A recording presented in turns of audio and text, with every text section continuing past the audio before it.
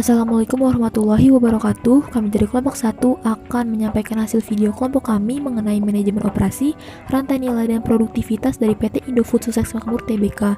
Kami beranggotakan saya sendiri Izma Azlia, Uke Surya Pertiwi, Meli Apriani, dan Viryana Andriani. Hasil videonya adalah sebagai berikut.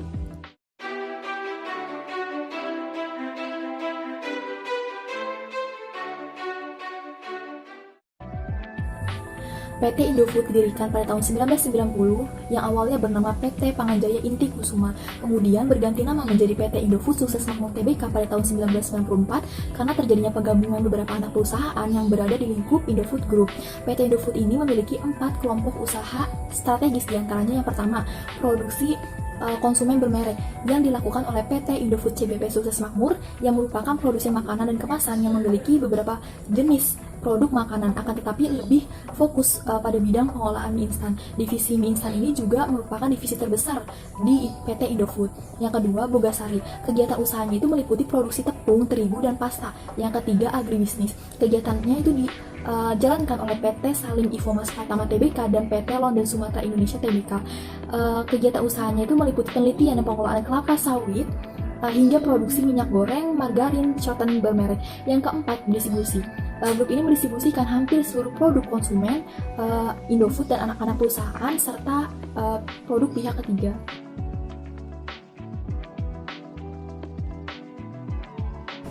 Proses analisis rantai nilai pada PT Indofood Sukses Makmur diantaranya yaitu yang pertama, inbound logistik.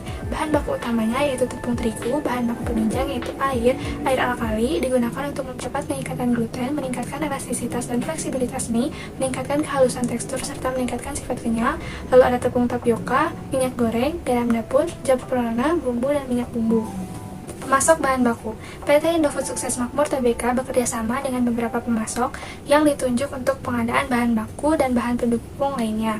Adapun supplier-supplier yang ditunjuk untuk pengadaan bahan baku dan bahan pendukung produksi mie instan diantaranya tepung terigu, suppliernya adalah Bogasari Flour Mills yang berlokasi di Jakarta. Lalu minyak goreng, suppliernya adalah Salim Infomas yang berlokasi di Jakarta. Bumbu, suppliernya dari PT Food Ingredient Development yang berlokasi di Cikampek. Lalu karton packing, suppliernya adalah Racipek yang berlokasi di Jakarta dan Puri Nusa yang berlokasi di Bandung. Dan material etiket, suppliernya adalah Supernova, Primakmur, Respati, dan Cipta Kemas Abadi yang berlokasi di Jakarta. Sistem pembelian dan penerimaan bahan baku pada divisi noodle melibatkan beberapa pihak yang saling berkepentingan, diantaranya Departemen ESP, PPIC atau Production Planning and Inventory Control, lalu ada Purchasing atau pembelian, ada Warehouse atau gudang, lalu ada PDQC atau Process Development and Quality Control, lalu ada Finance and Accounting. Sistem persediaan bahan baku. Penyimpanan bahan baku berada pada wewenang Departemen Warehouse. Dalam manajemen gudang, bahan baku divisi noodle terdapat penanganan, yaitu yang pertama ada penerimaan. Sebelum masuk gudang, bagian penerimaan barang akan mengontrol jumlah yang diterima berdasarkan pesanan, dan selanjutnya Departemen Quality Control akan mengambil contoh untuk memeriksa mutu yang telah ditetapkan. Selanjutnya ada penyusunan. Setelah bahan baku diturunkan dari kontainer, bahan baku terlebih dahulu ditumpuk secara bersilang agar saling mengunci antara satu lapisan dengan lapisan lainnya di atas palet, sehingga bahan baku tidak bertak langsung dengan lantai. Lalu selanjutnya ada pengeluaran. Bahan baku yang dikeluarkan mengikuti sistem first in, first out, yaitu bahan baku yang pertama masuk ke gudang dikeluarkan terlebih dahulu dari gudang untuk proses produksi. Hal ini berkaitan dengan sifat bahan baku yang mempunyai batas kadaluarsa dan kerugian akibat penyimpanan yang terlalu lama. Yang kedua ada operasi. Proses pembuatan mie instan terdiri dari 8 tahap, yaitu yang pertama ada pengayakan, yang kedua ada mixing atau pencampuran, lalu ada pressing atau pengepresan, yang ketiga ada slipping atau pembentukan untayan, lalu ada streaming atau pengukusan, lalu ada cutting and folding atau pemotongan dan pencetakan, lalu ada frying atau penggorengan, lalu ada cooling atau pendinginan, lalu ada packing atau pengemasan primer, dan yang terakhir adalah cartoning yaitu pengemasan sekunder. Sumber daya manusia dalam proses produksi pembuatan mie instan tidak terlalu banyak karena pengerjaannya dilakukan oleh teknologi mesin, sehingga sumber daya manusia hanya sebatas pengawas jalannya produksi. PT Indofood Sukses Makmur memiliki karakteristik perusahaan yang bersifat mass production, yaitu jenis barang yang diproduksi relatif sedikit, tetapi dengan volume produksi yang besar, permintaan produk stabil, dan desain produk yang jarang berubah dalam jangka waktu pendek ataupun menengah. Yang ketiga yaitu pemasaran dan penjualan. Walaupun sudah menjadi market leader di bidang produk mie instan, Indofood tetap melakukan promosi terutama melalui media elektronik khususnya televisi.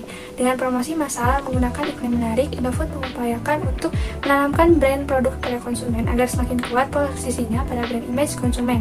Selain itu, Indofood juga melakukan promosi melalui sponsor acara-acara besar.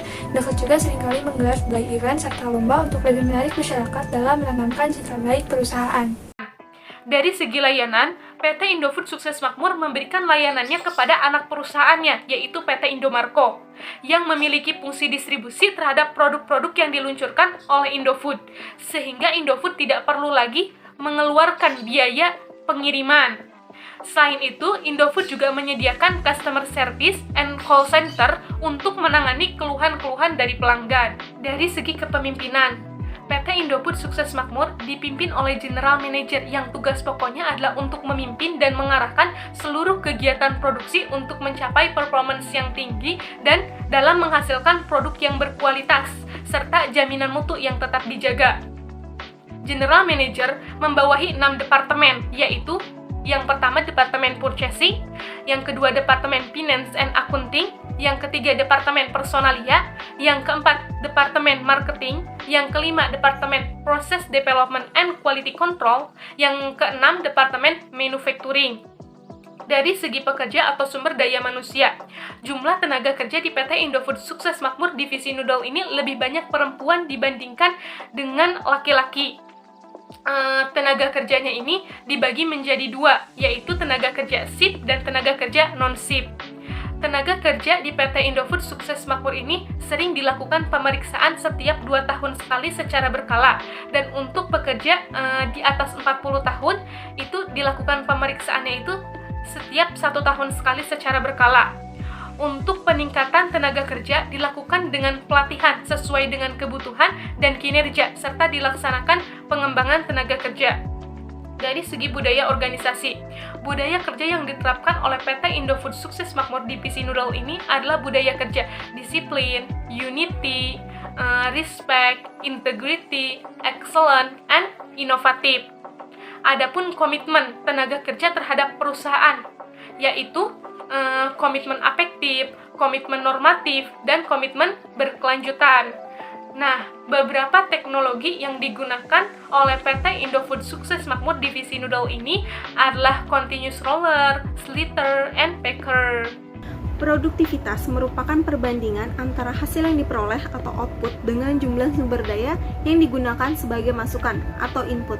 Ukuran-ukuran produktivitas bisa bervariasi, tergantung pada aspek-aspek output atau input yang digunakan. Produktivitas divisi produksi mie perusahaan PT Indofood pada tahun 2015 berada di bawah standar yang telah ditetapkan oleh perusahaan, yaitu sebesar 11.917 unit. Dengan ini, perusahaan memutuskan untuk meningkatkan produktivitas dengan menerapkan otomatisasi.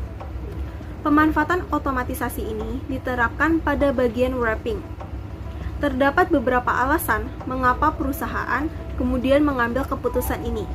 Alasan tersebut antara lain, yang pertama, masih adanya kekurangan dan juga sering terjadinya kesalahan pada proses produksi bahan. Yang kedua, adanya dorongan untuk menciptakan teknologi terbaru untuk menekan biaya produksi. Yang ketiga, performa tenaga kerja yang masih kurang optimal. Dan yang keempat, keahlian tenaga kerja yang kurang relevan dengan perubahan-perubahan yang terjadi.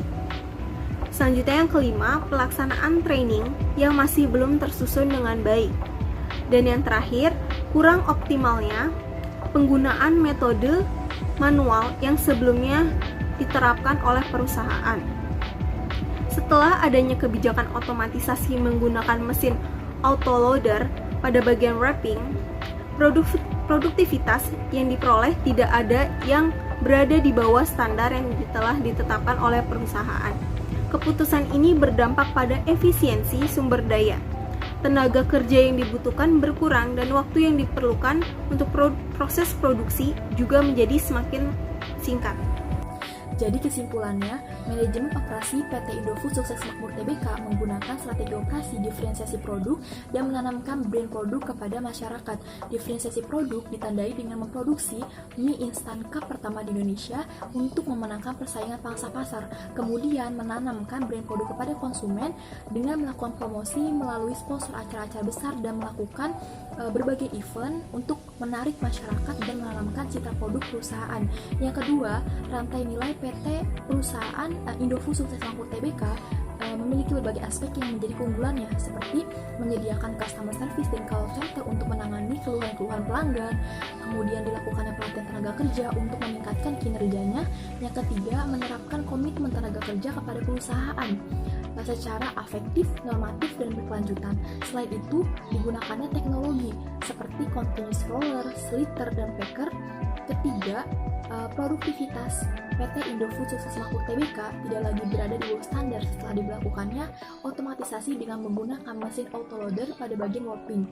Nah, kebijakan ini tentunya berdampak baik pada efisiensi sumber daya perusahaan, terutama pada tenaga kerja yang dibutuhkan menjadi berkurang dan waktu yang diperlukan pun menjadi jauh lebih singkat.